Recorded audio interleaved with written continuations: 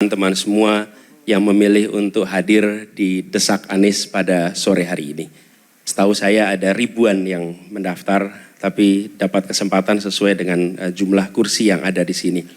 Dan saya terima kasih karena teman-teman menyampaikan pandangan, menyampaikan komentar, menyampaikan pertanyaan, yang itu semuanya adalah bagian dari sikap kita bertanggung jawab atas masa depan Indonesia.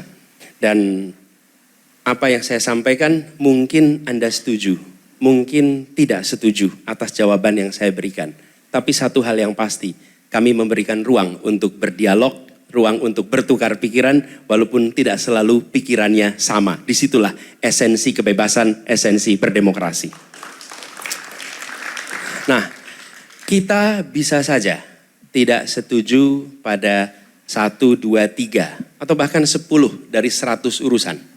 Kita saja bisa tidak sependapat. Tapi saya ingin mengajak kepada teman-teman semua untuk refleksi sedikit.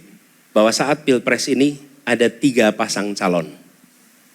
Dengan pasangan nomor 1, teman-teman ada Desak Anies. Sehingga Anda bisa mengecek apakah pikiran Anda dengan pikiran calon itu sama apa tidak. Setuju apa tidak. Anda bisa ngecek. Sayangnya itu tidak terjadi pada yang lain. Sehingga Anda tidak bisa mengecek dengan yang lain. Dengan forum yang sebebas ini. Oke? Artinya apa? Teman-teman nanti ketika Anda harus memilih, Anda bukan memilih orang yang sesuai dengan Anda atau tidak sesuai. Anda memilih 1, 2, 3, mana yang menurut Anda memiliki kesesuaian pandangan paling banyak. Mana yang Anda merasa paling banyak hal yang sama, paling banyak hal yang kita sepemikiran.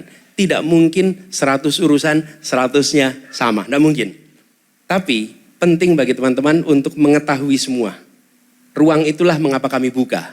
Kami ingin teman-teman mengetahui pikiran kami, mengetahui rekam jejak kami, mengetahui gagasan kami, sehingga ketika teman-teman memilih, teman-teman tidak memilih dalam suasana tanpa pengetahuan, tanpa informasi, tapi dengan informasi yang lengkap. Itulah sebabnya kita terbuka dengan ini. Jadi jangan bandingkan kami dengan kesempurnaan, karena tidak ada yang sempurna.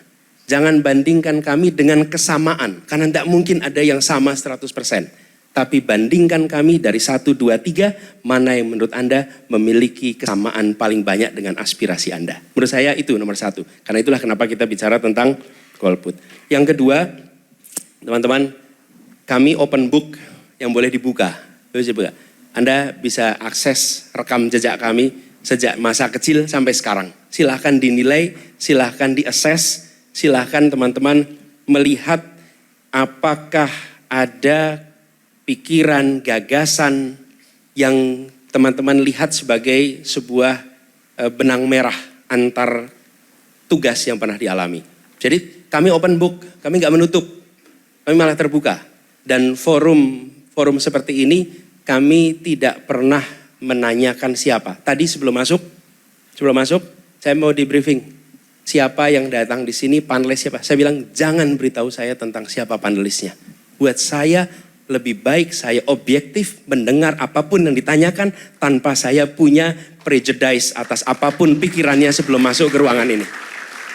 Boleh tanya itu tadi ada yang mau memberitahu. Ini Pak pandangannya. Buat saya it doesn't matter. Karena kami ingin ada objektivitas di dalam berdiskusi. Bukan siapanya, tapi apa ide yang dibawa, apa gagasan yang dibawa. Dan saya ingin menjaga objektif itu. Yang ketiga teman-teman sekalian, ketika nanti bertugas, sebagaimana saya bertugas di Jakarta kemarin, atau bertugas di tempat-tempat sebelumnya, tidak mungkin saya akan bisa memuaskan 100% atas apa yang teman-teman harapkan. Tidak mungkin. Akan ada situasi di mana saya disetujui kebijakannya, akan ada situasi di mana saya tidak disetujui kebijakannya. Tapi satu hal yang pasti, kami membuka ruang diskusi, ruang perdebatan sebelum keputusan itu diambil. Dan itulah komitmen kami kepada rakyat Indonesia. Ada ruang yang terbuka untuk pembahasan. Ketika diambil keputusan belum tentu sama. Dan tidak mungkin ada keputusan yang sama dengan semuanya. Tapi satu hal, ruang itu ada. Dan itu dibuktikan dari mana? Dari ketika masa kampanye sudah dibuka ruang untuk berbeda pendapat, ruang untuk berdiskusi, ruang untuk bertukar pikiran. Jadi ini bukan sesuatu yang kami baru akan kerjakan besok. Kemudian yang terakhir teman-teman sekalian, jadi buat teman-teman yang masih mengambil sikap untuk golput, untuk tidak mengambil pilihan, maka kalau boleh saya menawarkan kepada teman-teman sekalian, ketika kita yang memiliki pengetahuan atas isu, yang memiliki kepedulian atas arah Indonesia ke depan, memilih untuk diam, maka hasil pemilu akan ditentukan oleh mereka yang tidak memiliki pengetahuan yang lengkap. Mereka kemungkinan besar akan memberikan ruang kepada kampanye-kampanye yang sifatnya artifisial yang mendominasi percakapan publik. Sesungguhnya kita berhadapan dengan situasi Pilpres ini soal arah Indonesia ke depan. Tapi akan ketemu dengan situasi seperti yang dialami oleh Ibu Eka tadi. Mengambil keputusan karena saya menyukai saja. Tapi belum tentu tahu apa gagasannya, belum tentu tahu apa keputusannya yang pernah dikerjakan di masa lalu dan mungkin dikerjakan masa depan.